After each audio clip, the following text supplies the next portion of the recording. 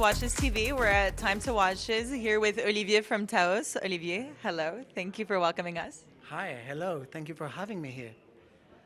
I am so excited to discover your two new releases. I mean, TAOS makes unique pieces every time, and these two are especially stunning. You've really, blown my mind this year in particular. Thank you very much. Yeah, so this year we tried to challenge even more the teams of the Atelier Olivier Vaucher. And so I can happily say that we've raised the bar once again. And so yes, these two novelties are absolutely exquisite. So, still inspired by nature, we've got two pieces. One that seems a bit more masculine, a bit more daring, it's right behind us, but it's full of texture. Can you tell me a bit more about it? Yeah, so the watch is called Genesis, Genèse, and basically it's a research on the different stratas that you can find on rocks or if you dig on the ground. And basically the goal was to have a multi-textured and multi-technique dial. So we have different stones. For example, we have a marqueterie of black jade with different finishings, so mattified, polished, or with different textures, and then blue agates. You also have some white gold appliques that are hand carved, just here. And then here you have under enamel engraving. And then here different parts of under-fired enamel. So that's basically enamel which is ground down in bigger grains and then fired at a lower temperature and for a shorter period of time. From what I know, despite how good a watchmaker or an artisan can be, you've got to, when you make pieces that are this specific, this precise, this beautiful, you've got to break a few jades, right? Like, what's the win to lose ratio? Well, it takes time, but I'm extremely fortunate to have, in my opinion, one of the best métiers d'art atelier in the world. So they have the knowledge, they have the techniques, and for them it's also a good excuse to try and challenge your teams and improve everyone's level. Do you think that TAOS serves as a good research and development brand for artisans to kind of test the limits? Completely, completely. It's the crazy laboratory of the atelier. So basically, Emma, the designer, starts drawing, and then she comes up with a design like this, and then she presents it to me, and then we agree on different techniques, stones, and etc. And then it goes to the different workshops. And here is the real challenge because it's always something new, something that they have to try, to research, and etc. So that's the whole goal of it, is also to breed the teams and try to elevate the game. Talking about elevating the game, I know that on your other piece, you have kind of pushed every limit on enamel. For those who may also know it, enamel kind of has different colors depending on the temperature at which it's heated, and you've got a rainbow of colors on this one. I am absolutely stunned at the result. Yeah, so this watch is called Odonata.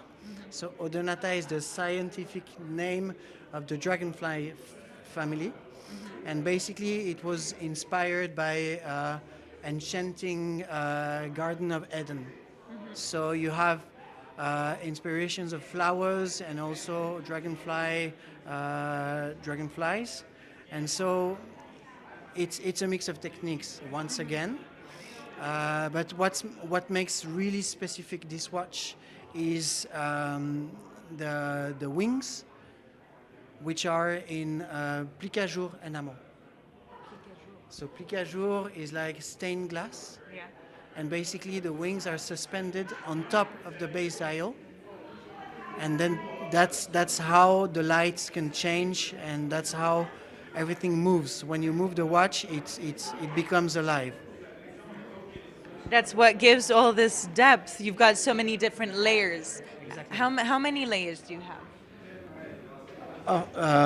That's a very good question. I believe between 3 and 4 layers, Yeah. but it's it's always complicated because you also have to take into account the different pockets and etc. So yeah. Yeah, and it looks so seamless. You know, it really looks like it's just a collage, and it just flies in the watch. All of this mechanic in the back must be quite a challenge.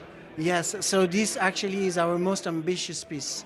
It was in terms of technical development, construction, and then research and development. It was a real challenge, and so they had, as you said, they had to break boundaries and try to find different solutions for the problems that it caused.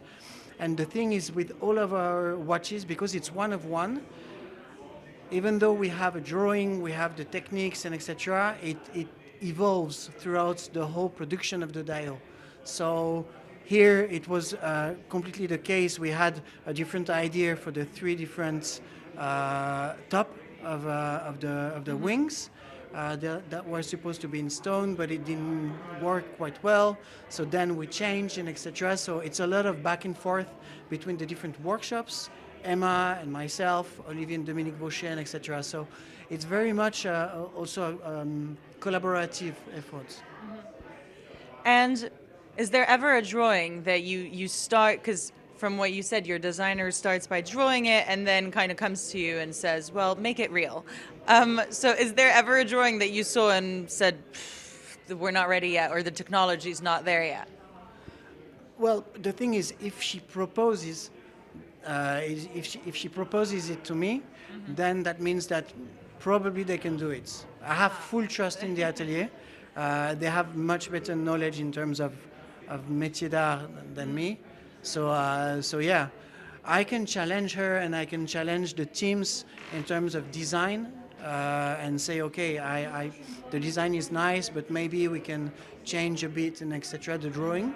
But then the atelier has full liberty. Beautiful. And how long does it take to make one of these? That's a very good question. So between the moment we sit together with Emma and we discuss about the different drawings and the moment I'm at the bench and I encase the watch, there's about 8 months to a year. Oh, beautiful. And how many do you make a year? 5, 6, it depends, 7. It really depends. So you have 5 to 6 completely different watches that each time push the boundary of artisans every year. We try to, yes, yes. That's the goal. Oh, this is stunning. Well, thank you so much. And let me just ask you something that I'm sure everybody who's watching is questioning themselves about, or at least assumes. Is this a woman's and a man's watch? Well, it's very much unisex. Obviously, Odonata, for example, is more feminine, and then Genèse is more masculine. But I think nowadays it's a nonsense to talk about men, women. So it's unisex. And what's the dial size? So the case is 38 millimeters. On both watches. Yes, exactly. Stunning. So really, it is unisex, and I mean, I could really see myself wear both. It's crazy because on the pictures and videos I've seen so far, it doesn't look as green as it does in person. Congratulations. This is beautiful. Thank you very much. Yeah. Well, on this note, thank you so much. Thank you. And I invite any of you to come and visit throughout the week to see these two beautiful pieces in person. This is pretty much your last chance to do it, as when they're sold, they go into the wilderness, and then you'll have to spot it on someone's wrist, hopefully. So thank you so much for having us. Thank you. Thank you for coming here. And viva watchmaking.